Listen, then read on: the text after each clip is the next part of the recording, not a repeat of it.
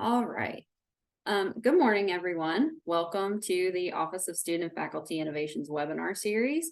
So just a few notes before we get started. This webinar is being recorded and it will be available with a copy of the slides following the presentation. And we also wanted to let everyone know that we have a few other events coming up this fall. So the first one will be an in-person event at Evansdale Crossing on November 1st, where we're going to be joined by Jeannie King from the NASA Technology Transfer Program. She's going to talk to us about NASA as a regional resource, as well as partnership opportunities with NASA. And then our final webinar of the semester will be November 16th, where we will be joined from individuals from the USDA who are going to be talking about an overview of the USDA SBIR program, as well as their upcoming initiatives. So if you're interested in either one of those, Kerrigan is going to drop registration links for both of those events in the chat. So go ahead and sign up and get those on your calendar. So with that, I'd like to welcome Stephanie Fertig, Director of the NIH Small Business Program in Small Business Education and Entrepreneurial Development, or SEED, at the NIH. So she currently oversees the Health and Human Services SBIR and STTR programs, which includes the NIH SBIR and STTR programs. And prior to joining SEED, she managed the SBIR and STTR programs at the NIH, neurological disorders and stroke. So during her over 15 years at the NIH, she has led the development and implementation of multiple programs focused on small businesses and translational research. She has a Master of Business Administration from the University of Maryland's Robert H. Smith School of Business, and we are thrilled to welcome her here today. So with that, please take it over, Stephanie. Thank you. And I was hearing that always reminds me I'm getting closer and closer to the 20 years at NIH. So it reminds me, one, I need to redo my bio, and two, how has it been 20 years?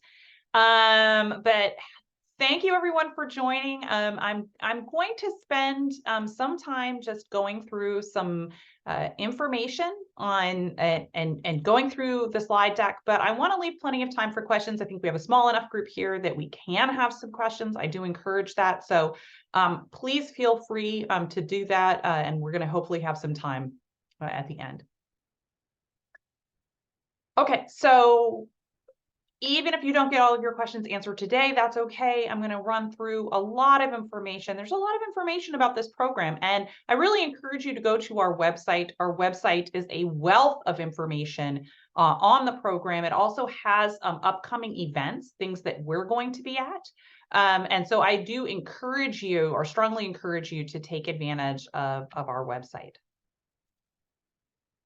Now, our mission can really be summarized as turning discoveries into health. And we use the small business program to help take those great innovations throughout the country and get them into the hands of the patients, clinicians, caregivers, and researchers that need them. These are congressionally mandated programs, and you're going to hear that from USDA as well. If you're having a USDA, SBIR, STTR, great to hear you're bringing them in, because we're not the only part of the federal government that has an SBIR and STTR program, also known as America's Seed Fund. And that's because, let's be honest, if I had to say Small Business Innovation Research and Small Business Technology Transfer Program, every time I mention the program, we'd be here a lot longer. So we call it by a couple of different names: America's Seed Fund, also SBIR, STTR. But really, at the end of the day, it's the same thing. It's this dedicated set aside specifically for small businesses to do research and development. Now, at NIH and actually across HHS, it's about $1.3 billion. Now, it's not just NIH, and I'm going to focus on NIH today, but it's also CDC, FDA, ACL, and the new ARPA-H all have small business programs within their research support. So just bear that in mind. And again, as I noted, across multiple other federal agencies as well. Now, how do we use our small business program? Because one of the things that you're going to find is that different agencies across the federal government do utilize the program differently. We're generally not the final purchasers of the technologies that we're supporting, and that is different from some of the other agencies. We really see ourselves as de-risking technologies, providing support, so that those technologies can reduce their risk and attract partners and investors to help them take their great innovation to market. So we tend to be earlier stage. You can see here, we tend to sit early, maybe with an angel investors, maybe even before angel investors, before some of those other partners and funders get involved. Now, this isn't a loan.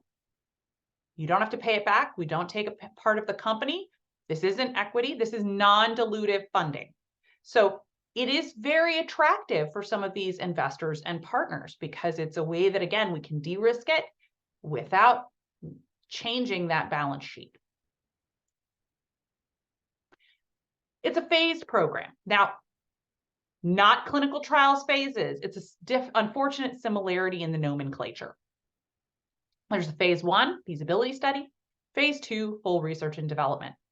Now, here at NIH, we have a really flexible program, which is great because I think it provides a lot of options for our investigators and for our companies, but it's a flexible program and it provides a lot of options. And so I'm going to walk through some of that, but again, happy to take any questions at the end.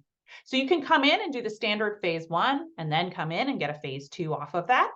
You can do something called a fast track, which combines a phase 1 and phase 2 into one proposal.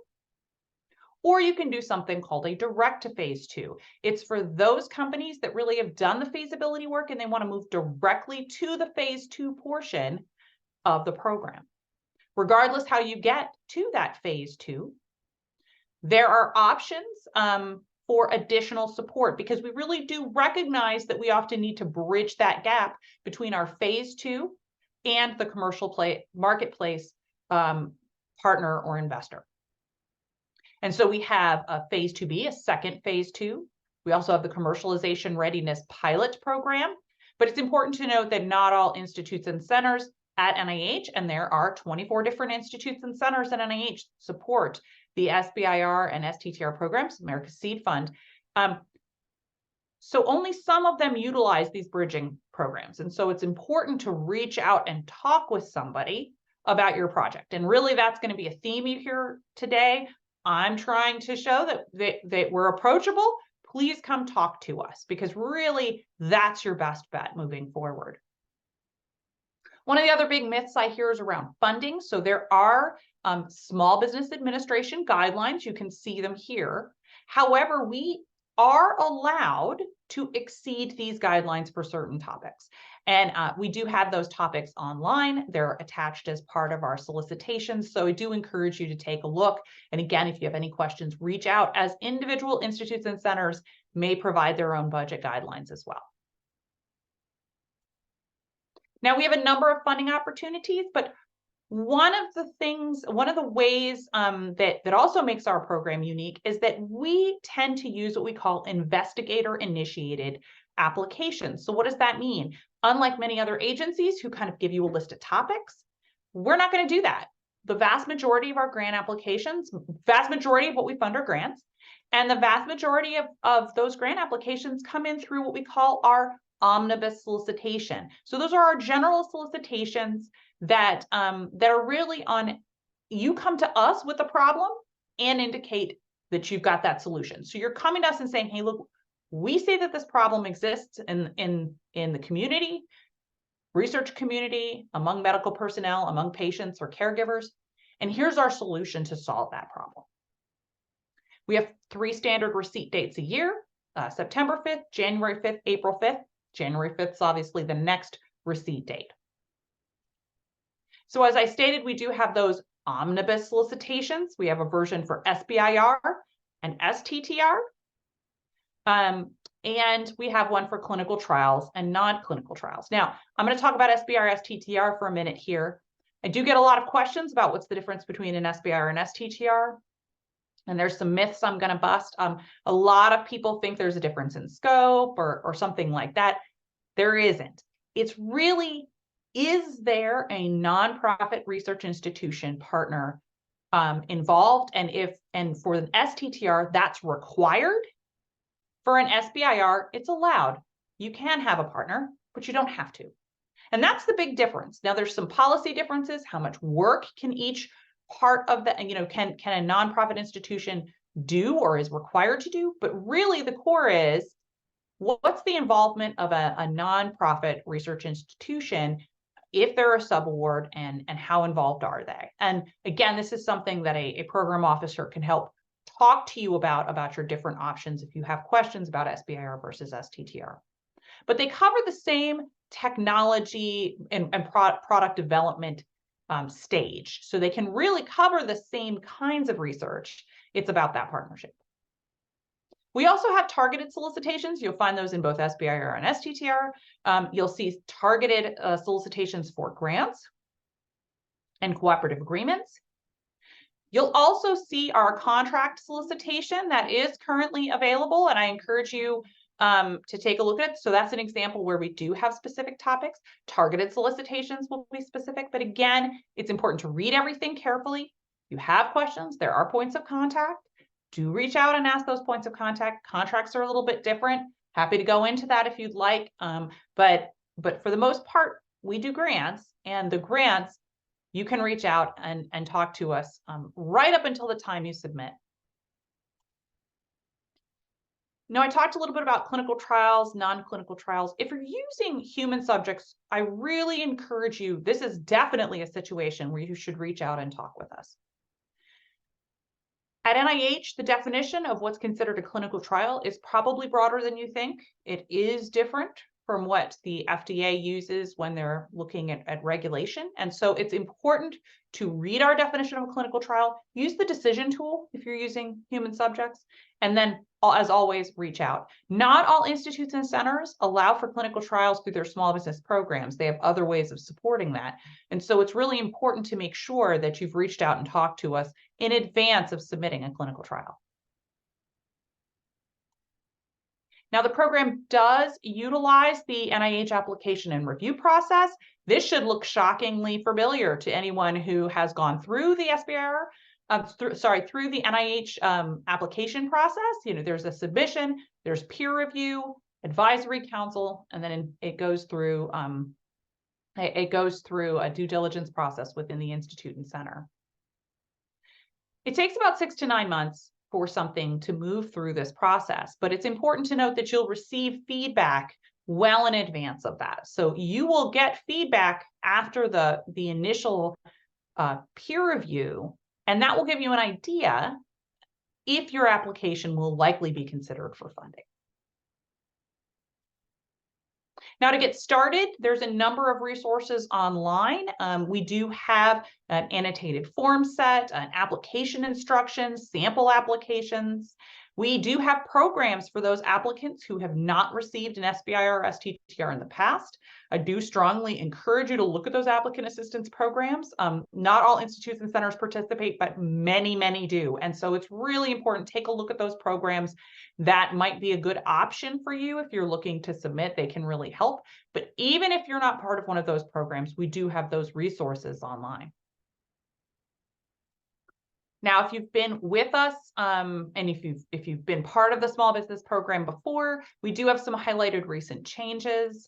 There is a data management and sharing plan that is required. However, it's important to note that the data management and sharing plan can include the data rights. And in fact, it's important to note that SBIR and STTR awardees retain the rights to data generated during the performance of the award for up to 20 years after the award date. So these exclusivity rights are pretty significant, and acceptable plans can include these exclusivity rights. So it's really important to note that you do have those rights, and you can incorporate that as part of that required plan. The other big change is that facilities and resources have to include a business environment and resources, or how you will obtain them, and relevant intellectual property associated with the project. So we really want to see what's the intellectual property that you're basing this project on. And I want to go back and just state, I do get this question a lot, whether or not you need to have intellectual property. You don't. It might not be applicable for all technologies and innovations. Not all technologies and innovations. That's not the way that you prevent people from taking your technology and and developing something for themselves. That's not what we call barrier to entry for some technologies. But for many technologies that we support, intellectual property is an important component of that. And so it's helpful for us to see how you're protecting your intellectual property and how you're protecting your technology. As part of the application, you can also ask for technical and business assistance. And you can see the amounts that you can ask for there. Now, there are some specific limitations to what you can ask for. I encourage you to read through the instructions. We also do have some post-award TABA programs. So if you didn't ask for technical and business assistance within your grant application, we do have some options after the fact as well. And particularly for the phase one, those early phases, we really do encourage you, since it's not a lot of money for a phase one, we encourage you to take advantage of our technical and business assistance needs assessment program. Really, that's a great way to determine and provide that unbiased assessment and help you determine what your next step should be.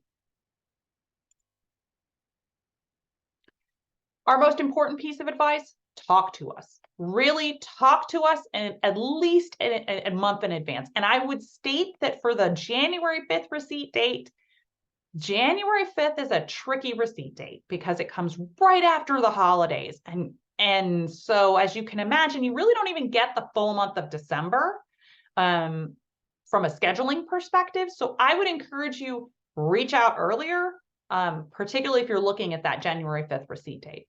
If you're not sure who to talk to, that's okay. You can go online. You can see some of the other things that we funded in the past and who those have been assigned to. You can also take a look at the list of program managers. Sometimes it's really obvious who you should be contacting, but if you're still not sure who to contact, you can always reach out to us at seedinfo@nih.gov. So we do utilize the NIH peer review process. And I often get asked, who's up here? And my comment is your colleagues, researchers, small business owners, clinicians, all of those individuals can be on our peer review, on the peer review groups. And I would say I'm going to talk briefly about the peer review process, but nothing will teach you the peer review process faster than being a reviewer. You can ask to be a reviewer. You can see what small business, the different small business study sections on the CSR website, and you can offer to be a reviewer. So I really do encourage individuals, if you haven't been a peer reviewer before, that is one of the best ways to learn about the process. Yes, it is work, but it is really useful work for understanding how the process works. And you can do that. You can see all the summaries, all the study sections, as well as the contact scientific review officer at the Center for Scientific Review website. There are scored criteria. We do utilize the standard NIH scored criteria: significance, investigators, innovation, approach, and environment. But they are slightly different in that we're really looking at product development within an SBIR and STTR.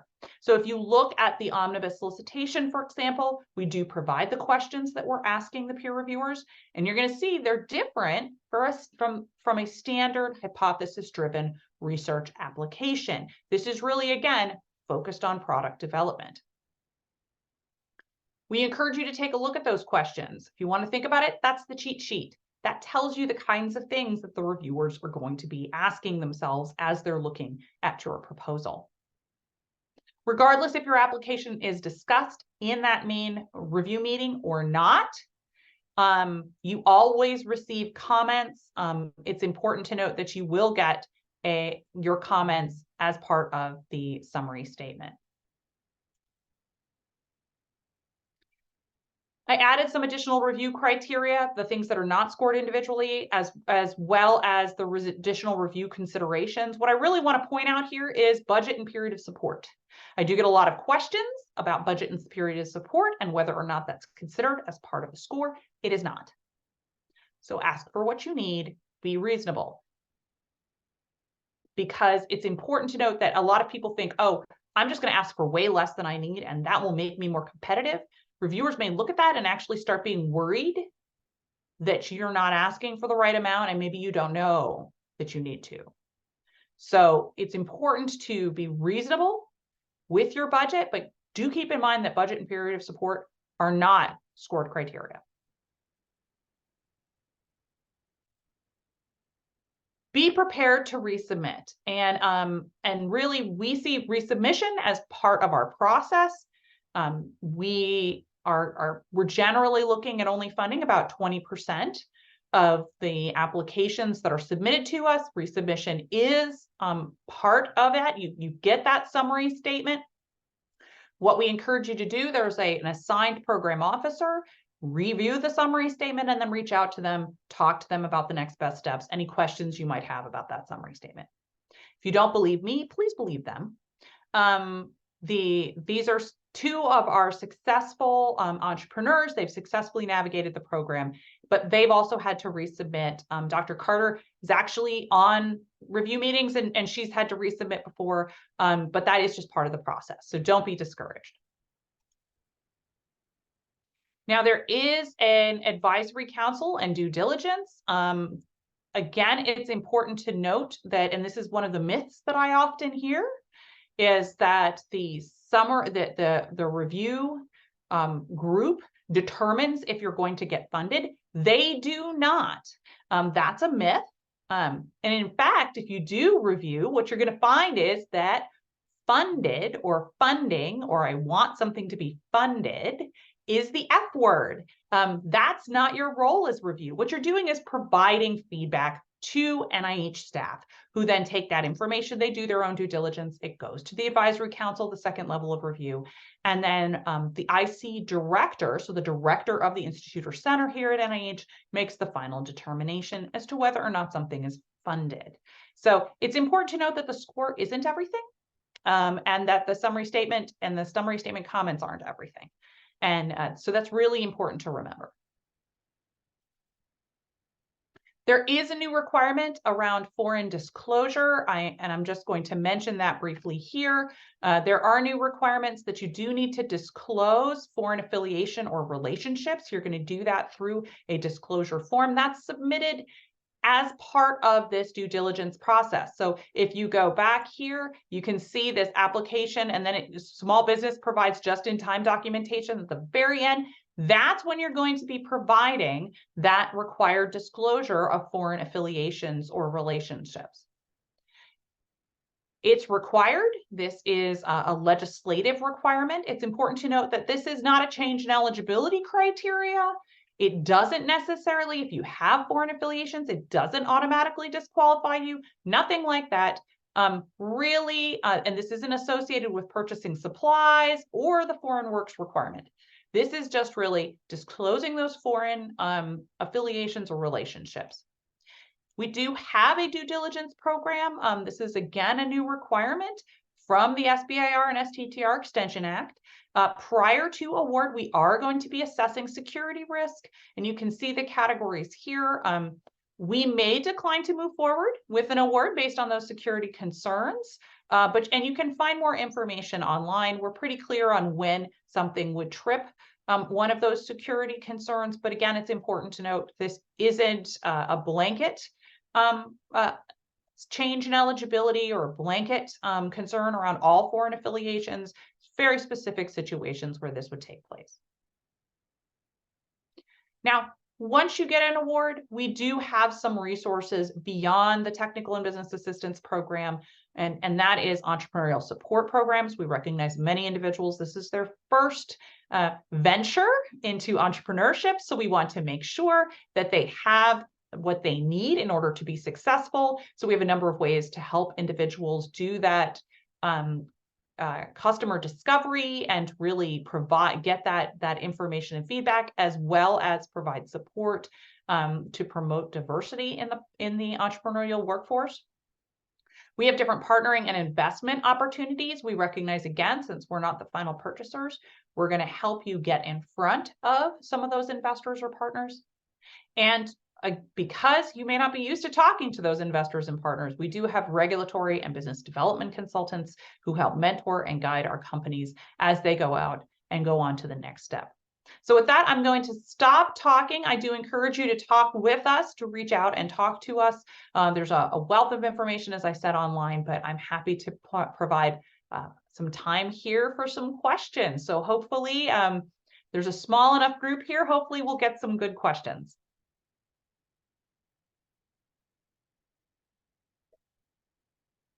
I'll take clapping as well. I will take that. Maybe I'll jump in quickly Yes. with my question here, since Yes. I was the first to join. Thank you very much for giving this presentation and being with us.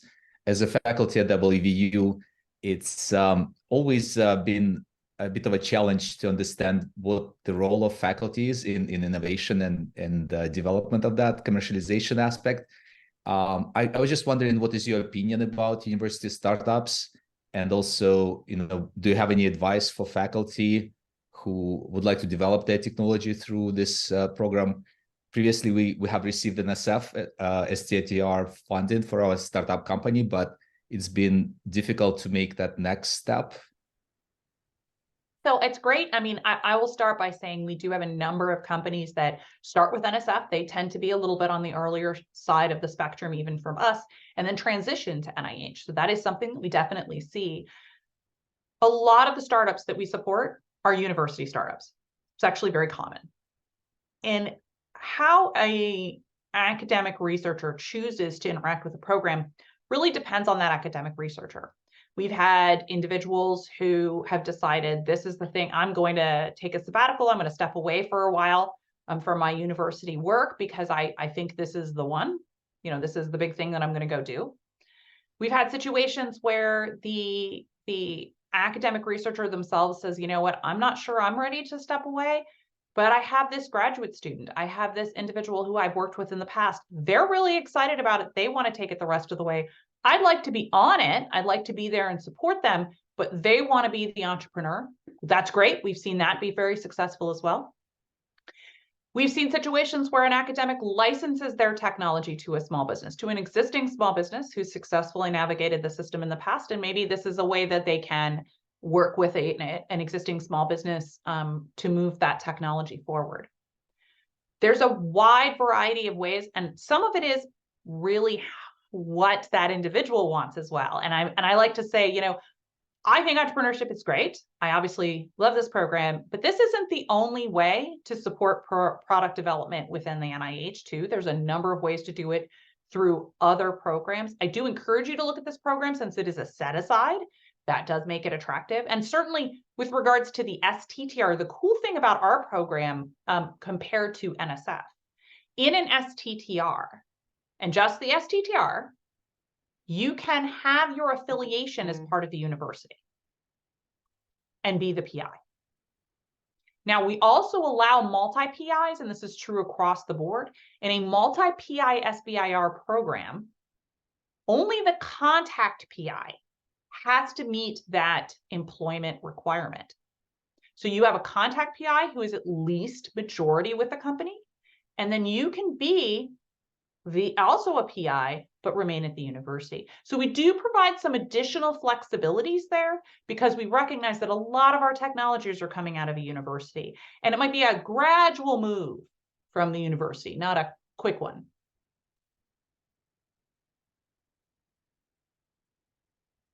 Thank you.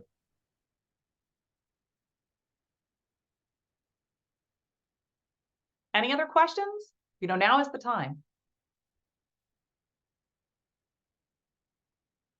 I promise I'm friendly. Well, since people are still coming up with other questions, maybe could you mention what are these other opportunities for product development that are not STTRs?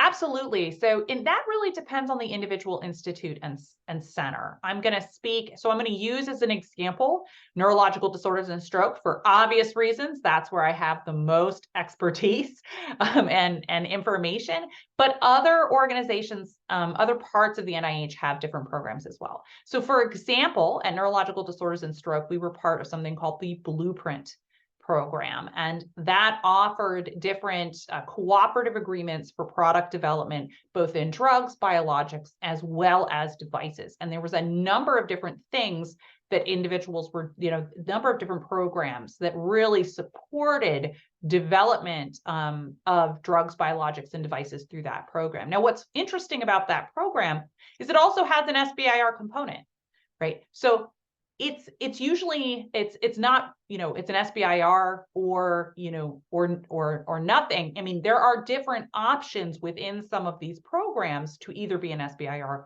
or to do something still within the university, but do product development. So I would encourage you to take a look at that. And it, again, depends very much on your institute and center. So if I'm going to pick on Heart, Lung, and Blood, they have the Catalyst program, which is also, again, kind of provides that product development support.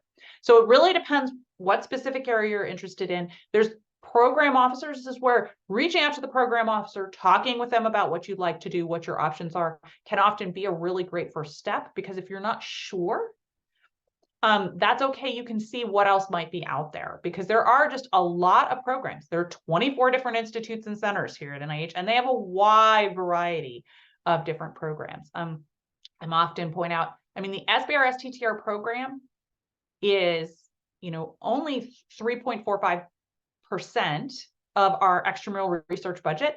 That's $1.3 billion.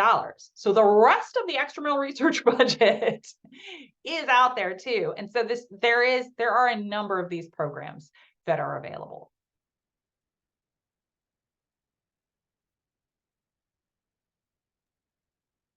Okay. Someone dropped a question in the chat. Oh, excellent. The immigration status of the co-applicants important for you before supporting the idea? For example, if someone is still with a J1 visa status. So that's a great point. And this is more about the question around, that question about foreign involvement, foreign work, and that. So let's talk a little bit about that. So when we're talking about eligibility to the program, and I didn't march through all of the eligibility criteria. What I'm going to do is I'm going to pop into the chat the link to the eligibility as soon as I get my, I'm going to try to multitask. We'll see how well that goes. But I'm going to put in the chat the eligibility for the program. Now, eligibility is based on the company. So when we talk about eligibility, remember, grants go to organizations. So we're talking about the eligibility of the company.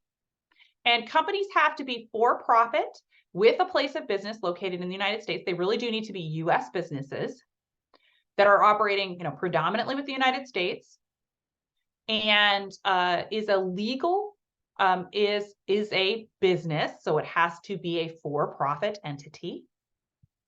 And it has to be more than 50% directly owned and controlled by one or more individuals who are citizens or permanent residents of the United States. So the company needs to be at least 50% or more than 50% directly owned and controlled by individuals.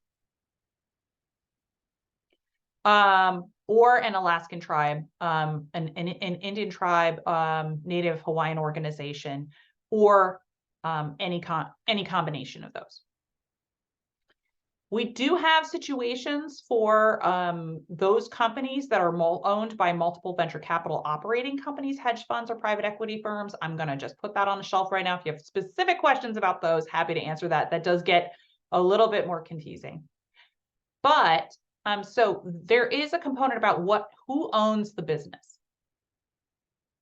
Now, if you're talking about the PI, the principal investigator just needs to be able to work legally within the United States, because we recognize that the principal investigator may not be an owner of the company or may not be majority owner of the company, etc. So the PI is actually a separate question around eligibility with regards to ownership. And at the end of the day, though, it's important to note that the work needs to be done within the United States. We do have a couple of exceptions to that if the work cannot be done inside the United States. 1 second, I'm gonna sneeze, excuse me. If the work can't be done within the United States, there may be the ability for a small portion of the work to be done outside the US, that there's a waiver. That's something that we have to provide a deviation for. Again, if you need to do work outside the US, you should be talking to the program officer before you apply. Very important to do that. And all of that is unrelated to that foreign affiliations that I was talking about earlier. So there is a little bit of a complication when we start talking about doing foreign work, or if you've got foreign partners. And again, this is something you can reach out and talk to your program officer about.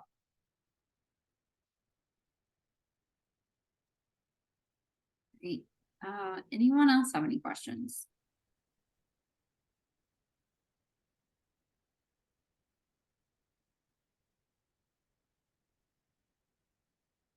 Well, Stephanie, thank you so much for your presentation and answering questions. We really appreciated you being here today. Not at all. And if you do have any other questions, again, please reach out. Oh, I see clapping, so I will take that as well. But if you do have any other questions, do feel free to reach out to us. You can always reach out, seedinfo@nih.gov. And we're happy to assist you or pass you to the appropriate individual, because, again, connect you with the right program officer as well. Great. All right. Thank you all. Thank you. Thank you.